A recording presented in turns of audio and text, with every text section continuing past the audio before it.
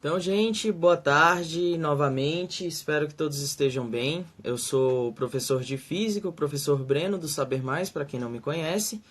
Ontem nós tivemos a nossa primeira aula, nossa primeira videoaula. Foi sobre história da física no contexto científico, certo? Então eu peguei uma linha cronológica, recapitulando rapidamente, eu peguei uma cronologia, uma linha de raciocínio em que eu fui falando de acordo com que a física foi surgindo, certo? Foi algo muito mais conceitual, algo muito mais, como é que eu posso dizer, teórico do que algébrico, certo? A ideia da aula de hoje também continua a mesma, porém iremos trabalhar um assunto que está presente no nosso cotidiano mais do que nós achamos até, que são grandezas. Então, primeiramente, quando vamos trabalhar com grandezas, eu posso pensar em questões de quantidades. Por exemplo, quantos anos eu tenho, qual o meu peso, qual a minha altura. Ou eu posso pensar o quanto, sei lá, eu amo bacon. Então isso não é quantificável. Porque ao longo da história, se você for ver, até em questões filosóficas, o amor, pelo que eu conheço, ele teve 3 definições. Só que essas definições não são algo quantificável, não é algo que eu posso quantificar. Por exemplo, a minha altura, minha massa, minha massa, quantos quilômetros eu consigo correr, ou enfim, coisas quantificáveis nós iremos chamar de grandezas. E no nosso sistema internacional, nós possuímos grandezas fundamentais. O que são essas grandezas fundamentais? São as grandezas essenciais e que as demais grandezas elas vão ser derivadas dessas grandezas. Por exemplo, o comprimento. O comprimento é uma grandeza em que ela é fundamental no nosso sistema internacional e a sua unidade de medida é o metro. Mas calma lá. Antes de eu falar desses tipos de grandezas, que são as fundamentais, as derivadas, vamos separar algumas coisas aqui.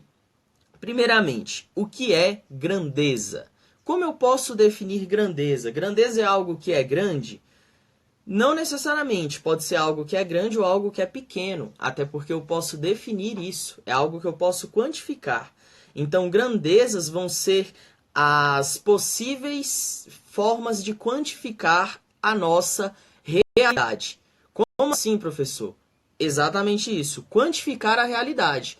Quando o homem se viu vivo, se viu homem se viu aqui na Terra e ele, pronto, tenho que viver, tenho que utilizar os meus recursos para eu conseguir viver aqui na Terra.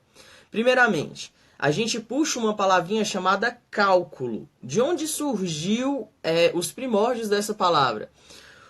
Vamos colocar os homens, nem sei se foram os homens da caverna que já tiveram essa sacada, mas enfim, foi um pessoal bem antigo, os meus ancestrais, os nossos ancestrais.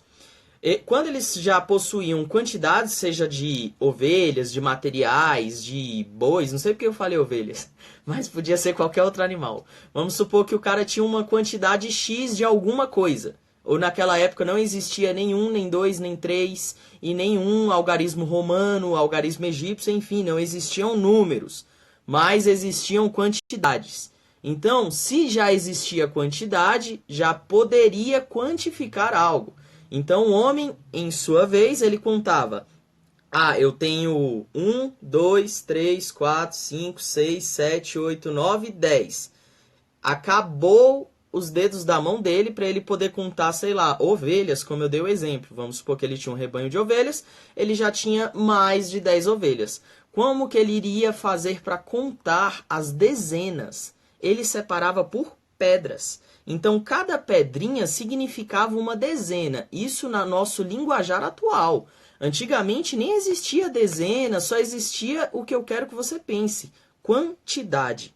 Então, as quantidades elas são necessárias para o homem conseguir enxergar e quantificar a própria realidade. Porque onde o meio que ele vive, ele precisa quantificar tudo. Eu preciso saber quanto tempo de vida eu já tenho aqui nessa terra.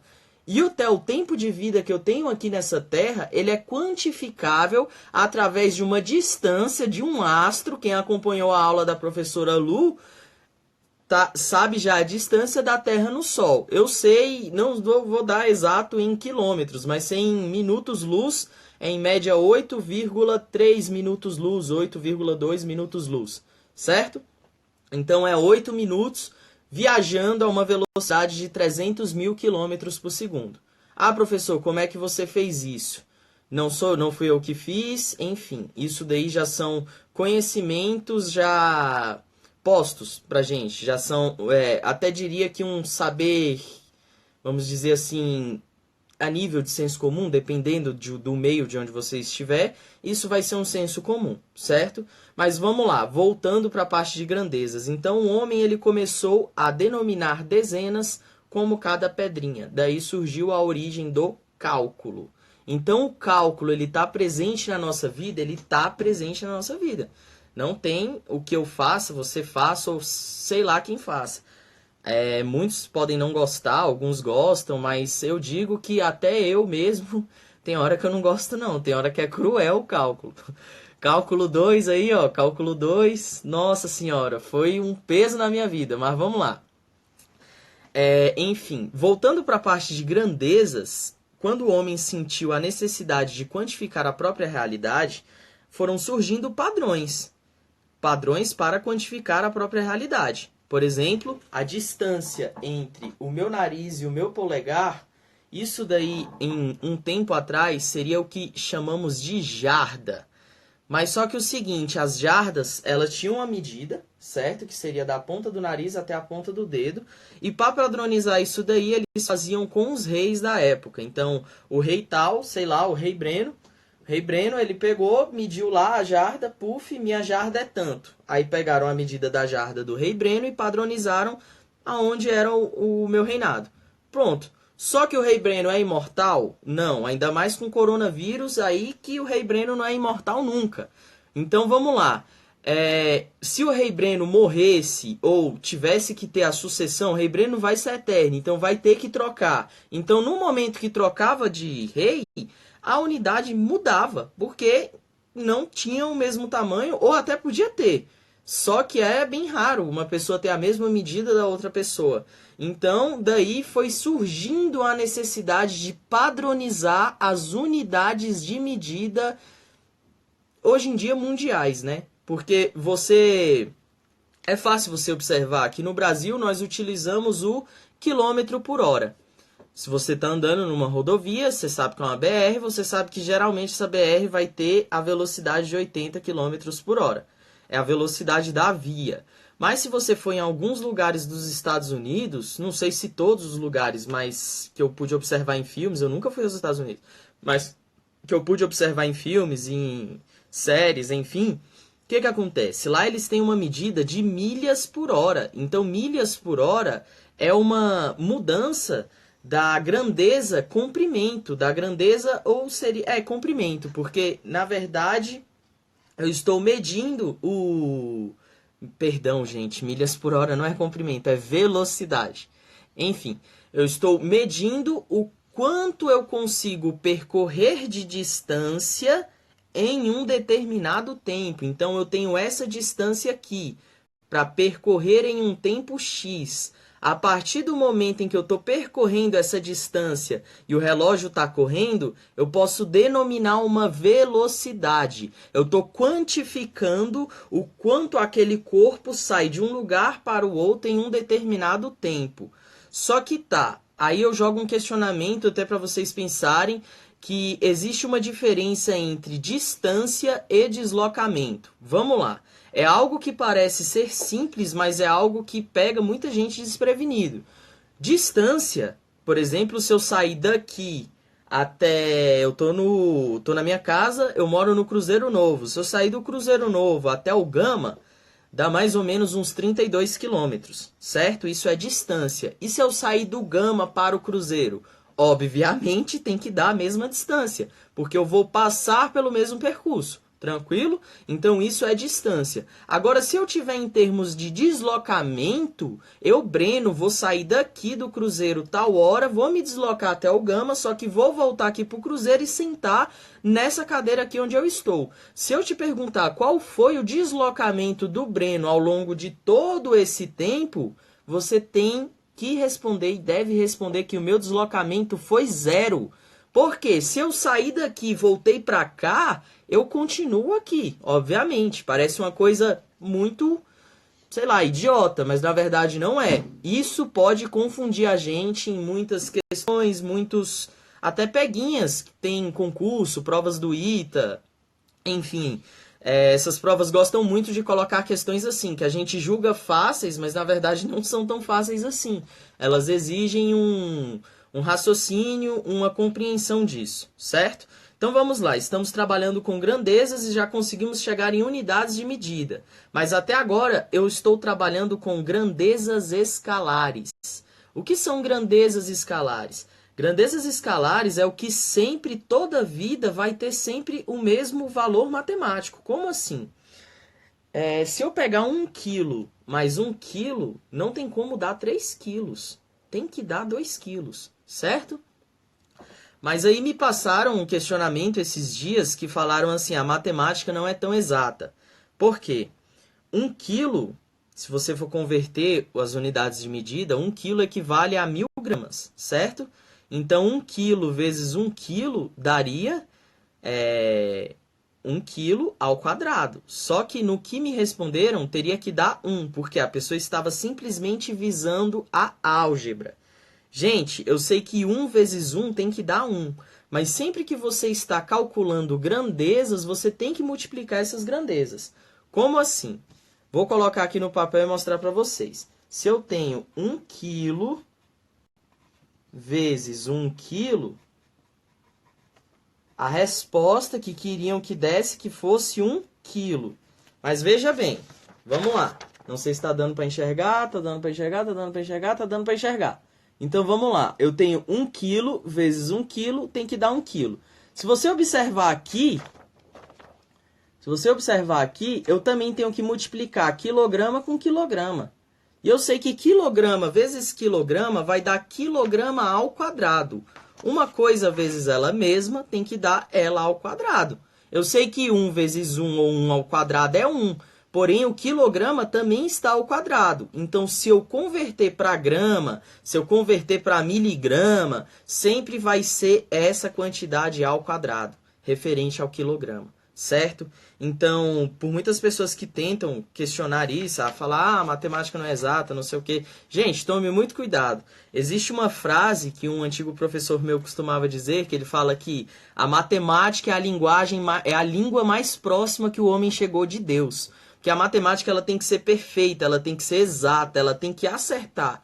Não é você que vai decidir algo, ela já está decidida. Você simplesmente descobre e se situa como utilizar as ferramentas, certo?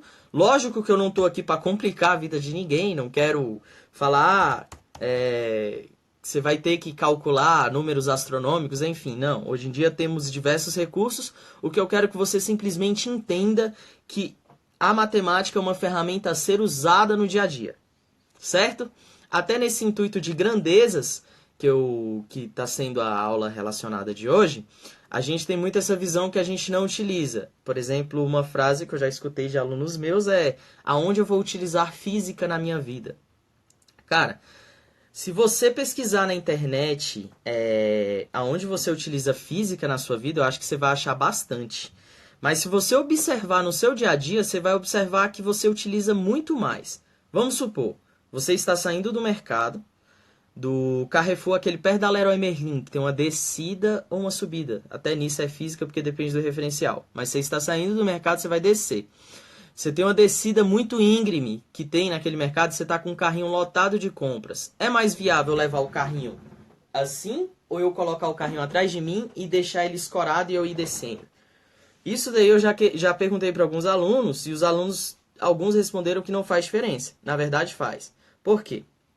Quando você está na frente, você vai ter um atrito melhor com o chão e você vai conseguir segurar melhor aquele peso daquele carrinho naquela rampa, certo?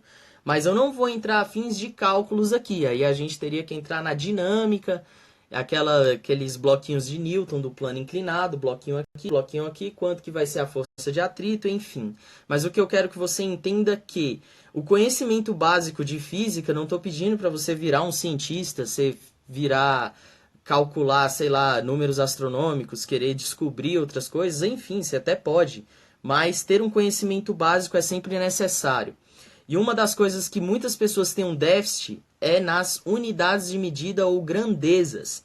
Principalmente quando a gente entra em grandezas vetoriais.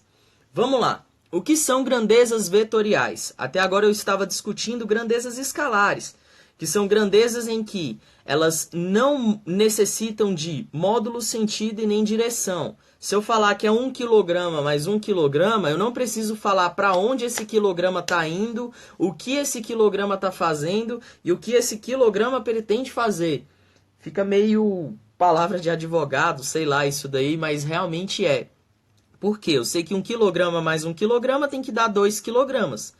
Mas se eu colocar uma soma aqui para vocês, que vai dar, vamos colocar aqui, 4 mais 3 é igual a 5 e 4 mais 3 é igual a 7, 4 mais 3 é igual a menos 1, beleza? Então, se eu te falar que esses três resultados aqui, cadê, como é que eu acho? Vocês, aqui. Se eu colocar esses três resultados aqui e falar para vocês que vetorialmente é possível, é possível. Como assim? Primeiramente, vamos entrar. O que é um vetor? Um vetor eu poderia representar com uma seta, como é representado na física. Então, vamos lá. Eu tenho uma seta. Aqui eu tenho um vetor, certo? Essa seta. Aí eu poderia dizer, o que você pode me descrever dessa seta aqui? Você pode dizer, ela é horizontal, ela aponta para a esquerda. No caso, a minha... A de vocês fica também? Deixa eu ver, eu tô assistindo. Acho que fica. A minha esquerda aqui, ó, ela aponta para a minha esquerda, certo? Mas, enfim, se eu modificar esse papel de posição, tudo isso daí modifica. Toda essa descrição que você está me falando também vai modificar. Então, se ela aponta para a esquerda ou para a direita, para cima ou para baixo, vai depender da posição em que eu deixo esse papel. Agora, a partir do momento em que eu coloco um conjunto de setas, no caso, pelo menos duas setas, então eu tenho um ângulo de 90 graus entre essas setas. Tranquilo? Então, entre essas setas, eu tenho um ângulo de 90 graus. A partir do momento em que eu tenho esse ângulo de 90 graus, pouco importa a posição em que eu posiciono esse papel. Não importa. O ângulo de 90 graus vai continuar sendo um ângulo de 90 graus. Correto? Correto. Existe uma forma correta para se calcular um vetor. Lembra que eu te falei que a soma de 4, 3 e 5... 4 e 3 pode dar 5, 7, menos 1... 5, 7 menos 1. 5, 7 menos... são essas três. Então, por que vai poder dar essas três somas? Vamos lá. Vou começar com o primeiro. Suponha que aqui eu tenho um vetor que ele tenha módulo de 3 unidades. E esse vetor aqui ele tenha módulo de 4 unidades. Então, vou colocar 3 unidades para o vetor vertical, 4 unidades para o meu vetor horizontal. Tranquilo? Dessa forma. Para você que já estudou uma coisa chamada Teorema de Pitágoras, você sabe que isso daqui vai dar um triângulo retângulo. Eu vou traçar uma linha reta aqui, que isso vai dar a minha hipotenusa. Tranquilo? Então, para você que já sabe, eu vou ter que ter esse triângulo aqui. Gente, vocês têm que entender o desenho também. Vamos lá, eu não desenho muito bem. Então, ó. Recapitulando, aqui eu tenho um vetor de 3 unidades, aqui eu tenho um vetor de 4 unidades, aqui eu tenho a minha hipotenusa. Como é que eu calculo isso? Eu sei que a soma do quadrado dos catetos tem que dar a hipotenusa ao quadrado. Tranquilo? Ou a soma do quadrado dos catetos tem que dar a hipotenusa ao quadrado. Então, se um cateto tem 3 unidades, o outro cateto tem 4 unidades e a hipotenusa, eu não sei, vai ser o meu h quadrado. vai ter x unidades, é o que eu vou descobrir agora. Então vamos lá. Eu sei que vai dar 3 ao quadrado mais 4 ao quadrado é igual a h ao quadrado. Beleza? Essa conta aqui, se você não consegue fazer, tenta achar aí na internet. O propósito dessa aula não é explicar como trabalhar o Teorema de Pitágoras. Mas se você tem alguma dificuldade com isso, tenta pesquisar até nas aulas do tio Vitão. Se eu não me engano, ele deu essa aula hoje. Então, isso é muito mais matemático que eu estou fazendo agora. Tranquilo? Mas o que eu quero chegar é no seguinte. A partir do momento em que eu tenho 3 ao quadrado, que vai dar 9, e 4 ao quadrado, que vai dar 16, eu sei que 9 mais 16 dá 25. Tranquilo? Então, eu tenho 25 igual a hipotenusa ao quadrado. 25 é igual a hipotenusa ao quadrado. Essa potência da hipotenusa eu tenho que passar para o outro lado da igualdade. A partir do momento em que eu passo para o outro lado da igualdade, ela passa em formato de raiz. E eu sei que raiz de 25 são 5 unidades. Certo? Então, 4 mais 3 vetorialmente pode ser 5? Pode ser 5. Ah, professor, e os outros resultados que você falou? Eu espero que você já compreenda. Se os vetores nessa posição deu 5 porque o resultado está aqui, então qual é o resultado que vai dar 7? É quando esses dois vetores estão para o mesmo lado. Por exemplo, eu tenho 3 unidades para esse lado e 4 unidades para esse lado. Os vetores não são opostos. Eles apontam para o mesmo lado, eles têm mesmo sentido, mesma direção, módulos diferentes, enfim, mas só que eles vão se somar. Eu tenho um vetor 3 e um vetor 4, indo para a mesma direção e sentido. Então, 3 mais 4 dá 7. Ah, professor, quando que 3 mais 4 dá menos 1? Quando eu tenho 3 para esse lado e 4 para esse lado. Eu sei que 3 mais... Como esse 4 está negativo ao 3, esse 4 vai subtrair, ele vai estar negativo. Então, 3 mais menos 4 vai dar, mais com menos, menos, 3 menos 4, menos 1. Certo? Enfim, se ficou um pouco confuso de entender isso, se aprofunde mais em vetores. Mas o intuito daqui é que você entenda grandezas. Eu estava falando de grandeza escalar, agora já entrei em grandeza vetorial. Eu sei que grandeza escalar, 1 mais 1 dá 2. 2 mais 2 dá 4, 5 mais 3 dá 8, enfim, a conta tem que ser aritmética. O resultado tem que ser aritmético. Eu vou pegar os valores algébricos e somá-los, eles têm que corresponder ao que a nossa matemática diz, certo? Mas e os vetoriais? Eles não respondem à matemática? Pelo contrário, respondem da mesma forma. Só que eu tenho que ter uma atenção maior à posição desses vetores. Como esses vetores estão se relacionando. Se eles se relacionam a um ângulo de 90, se eles se relacionam a um ângulo zero, se eles se relacionam a um ângulo de 45. E, volto a dizer, cada caso vai ser um caso. Existe receita de bolo para vetor? Não. Você tem que avaliar as condições, porque na física tudo depende do referencial.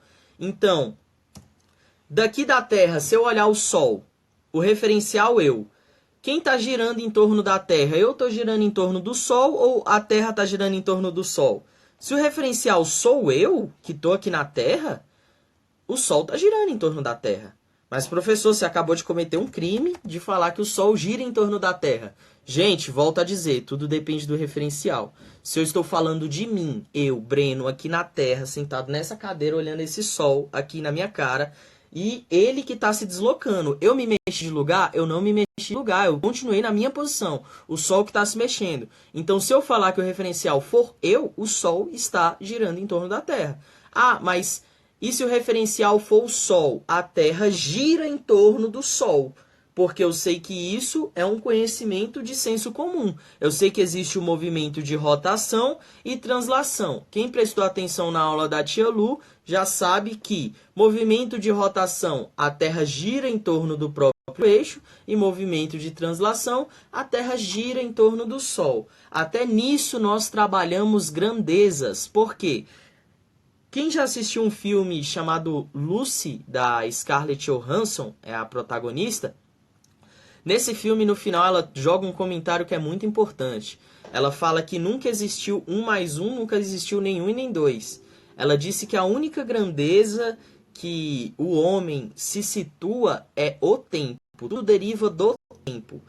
É um pouco arriscado eu dizer isso? Não estou afirmando que de fato é isso. Estou dizendo que o tempo é uma grandeza extremamente importante para a existência do homem. Por quê? O tempo é relativo, como descobriu e disse o cientista Albert Einstein. O tempo ele depende de onde você está.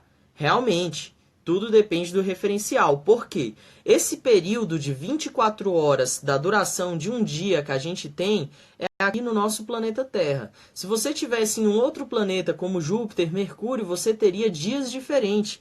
Se eu não me engano, um dia em Júpiter equivale a, sei lá, quase 1 ano aqui na Terra. Não sei, ele gira de uma maneira muito diferente da Terra. Isso daí você pode até pesquisar na internet, é muito fácil de você achar. Se você for ver, os dias são diferentes de acordo com cada planeta. Mas como eu vivo aqui na Terra, eu vou utilizar o meu referencial. O meu referencial é o quê? Eu giro em torno do Sol e a Terra faz uma volta no seu próprio eixo. Eu sei que isso tem um período de 24 horas. Tranquilo? Então assim o homem determinou o dia. Mas e aí eu tenho certeza que alguém se perguntou, porque um dia eu me perguntei de onde surgiu, de onde saiu, de que buraco saiu a unidade de medida tempo. Quem foi o cara que falou, o tempo surgiu disso. Eu tô decidindo que a partir de agora começou a correr o relógio. Aí plá, deu play.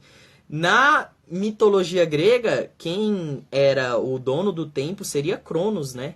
Que se você for buscar em toda história, tem até uma censura nessa história aí que eu não vou poder citar aqui, mas se você for ver na mitologia grega, eles explicavam uma história em que o tempo surgiu quando Cronos se soltou de Gaia, né? Se eu não me engano é assim a história. E esse deslocamento é o que deu as estrelas, todas essas estrelas, tem até um certo receio dessas estrelas de Cronos, mas enfim, os gregos explicavam dessa forma. Mas o tempo existe desde que o homem existe? Cara, se você for pensar ao pé da letra, sim. Porque nós temos um ciclo vital. Nós nascemos, crescemos, reproduzimos, envelhecemos e morremos.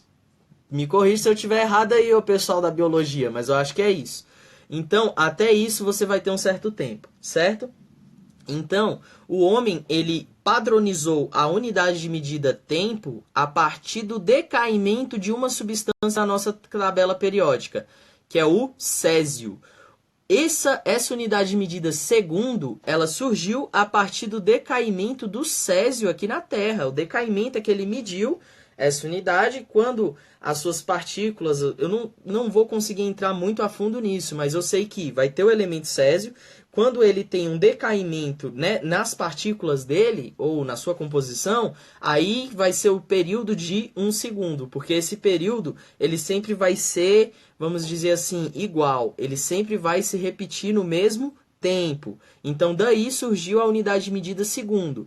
E daí a gente foi derivando, em que eu sei que 60 segundos dá 1 minuto, eu sei que 60 minutos dá 1 hora, eu sei que 24 horas dá 1 dia, eu sei que 30 dias dá 1 mês, e eu sei que 12 meses dá 1 ano, e eu sei que...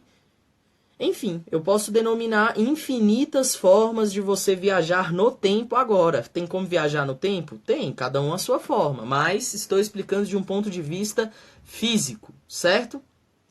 E tem um outro ponto de vista físico também de viagem no tempo, mas isso aí fica para uma outra aula a gente debater. Tranquilo? Então vamos lá. O homem sente a necessidade de explicar a sua realidade desde que ele está aqui na Terra. Um homem que eu gostaria de citar aqui é que um cara chamado Erastótenes. Deixa eu só pegar a comprimento da circunferência terrestre da Terra. Vamos lá.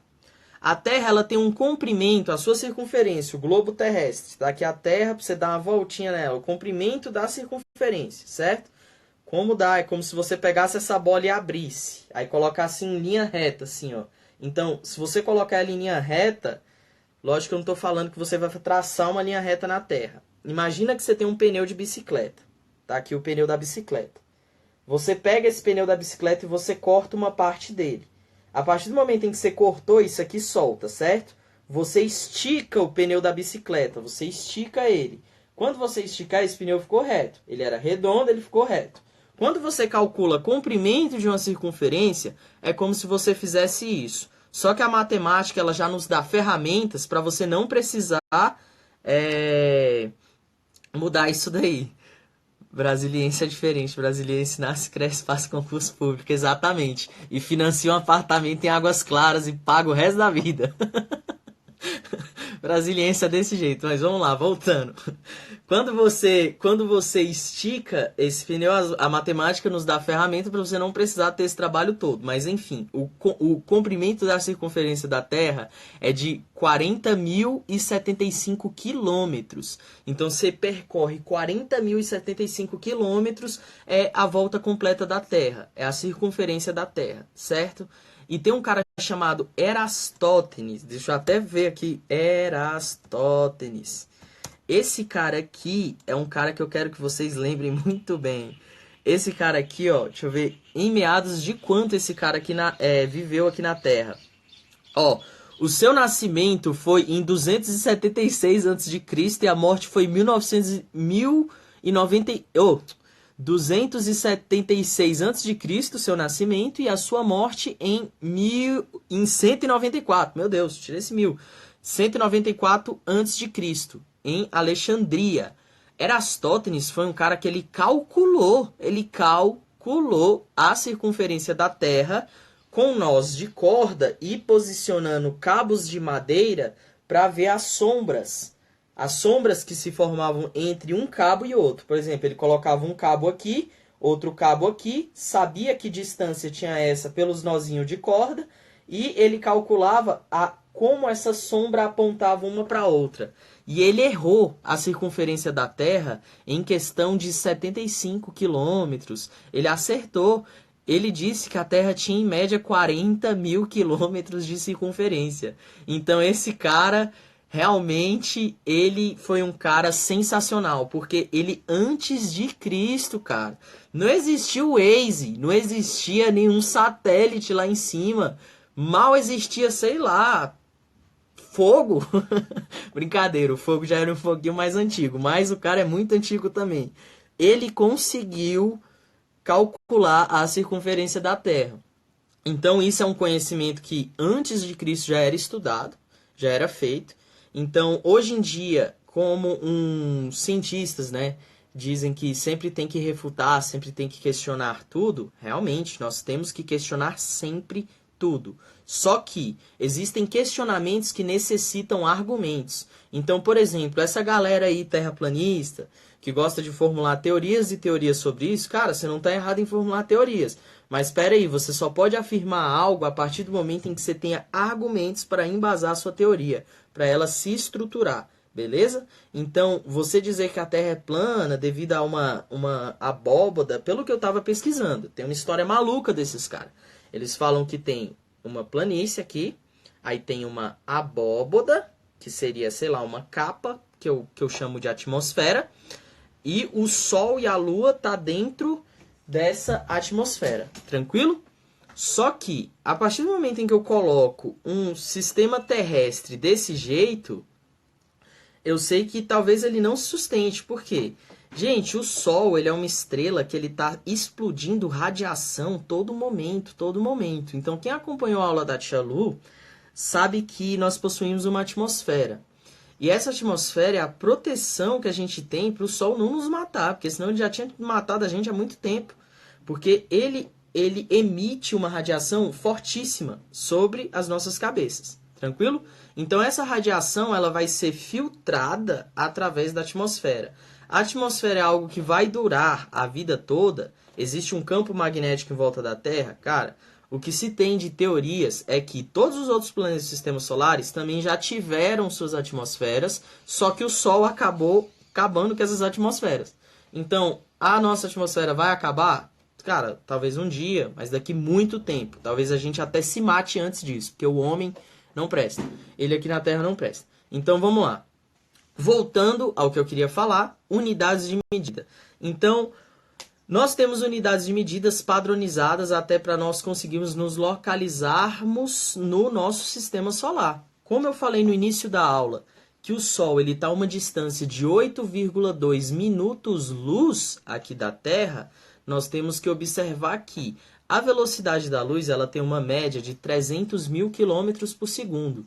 Então, 300 mil quilômetros por segundo. O que isso significa? Que em um segundo, um feixe de luz percorre 300 mil quilômetros. Tranquilo? Então, se eu fizer o seguinte, acender essa luz daqui, ou acender essa luz daqui, vai fazer diferença? Não vai fazer diferença. Por quê? A distância em que eu acendi essa luz é menor que 300 mil quilômetros. 300 mil quilômetros. A circunferência da Terra é de 40 mil quilômetros. Então, não teria um ponto terrestre em que eu consiga acender uma luz e a pessoa vê um delay. Tipo, acendi a luz, sei lá, 2 segundos depois eu fui ver essa luz. Não. Aqui na Terra, ela tem no máximo 40 mil quilômetros. Então, como vai ser possível isso? Entendeu? Então, vamos lá. Voltando aqui. Então, circunferência da Terra. É isso mesmo, 40 mil quilômetros. É porque eu estava com medo de passar a informação errada. 40 mil quilômetros e 75, certo? A circunferência da Lua é de 10.921 quilômetros. Do Sol é de 4.379.000. Então o Sol ele é grande, muito grande, certo? Tá me dando vontade de espirrar. Ai. Então vamos lá, gente. Voltando às unidades de medida, cientistas como Galileu, Copérnico, eles desenvolveram estudos que eles afirmavam que não, a Terra não tem condições de ser plana, até porque quando você faz uma observação por telescópio, você vai observar outros planetas e você vai ver que esses outros planetas eles não possuem esse formato plano.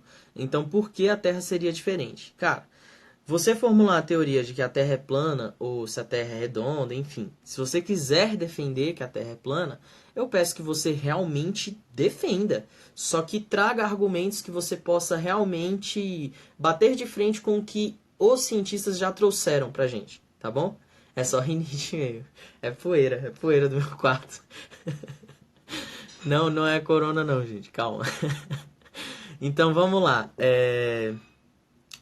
Voltando aqui às unidades de medida. O que eu quero falar com vocês é que existem unidades de medida que eu citei aula passada, mas que muitas pessoas não estão muito habituadas, que são o eletromagnetismo ou o próprio magnetismo, certo? Então, gente, a partir do momento em que eu tenho um ímã, lembra aquele ímã de desenho, que ele parece um U? Eu tenho ímãs uniformes, que é aquele ímã U de uniforme, cara, é muita coincidência, mas é porque o campo daquele ímã, ele fica aqui. Então eu tenho o polo sul e polo norte, o positivo e negativo. O campo dele vai ser sempre apontando para uma parte uniforme, certo? O campo dele, ele segue uma coisa uniforme. Aquele ímã, ele é um campo uniforme. E um ímã comum, por exemplo, aqueles ímãs redondinhos, aqueles que são tipo uma bolinha, aí você vai ter um ímã puntiforme, certo? Porque o campo magnético desse ímã vai ser diferente, tranquilo? Outra coisa que eu vou puxar é quando nós entramos em eletromagnetismo, ou o próprio eletro, que a gente tem vamos dizer assim, essa falta de embasamento na sociedade, sei lá, essa falta de conhecimento, assim como quilômetros é bem falado socialmente, litros, você conhece muito bem, mas você conhece o que seria, sei lá, potência?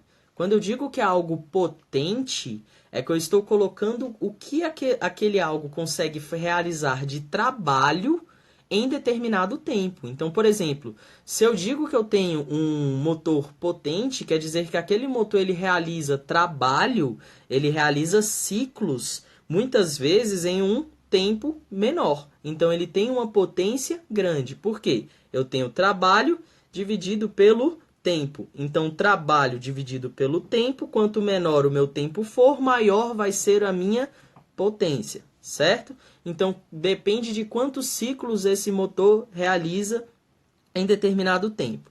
Isso daí é o que a gente chama na física de potência. Então, vamos lá. E o que é corrente elétrica? E o que é voltagem? Vamos lá. Você já deve ter se questionado por que a gente tem essa noção de que um fio de alta tensão. Você nunca vai ver escrito um fio de alta tensão quando ele é fino. Não existe um fio de alta tensão fino. Ele sempre vai ser um fio de uma bitola grossa. Ele vai ser um fio grosso, certo?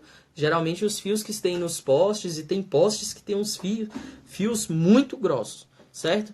Então, a tensão, ela vai funcionar como sendo um corredor. Imagina o seguinte, você tem um corredor, certo? Esse corredor está aqui.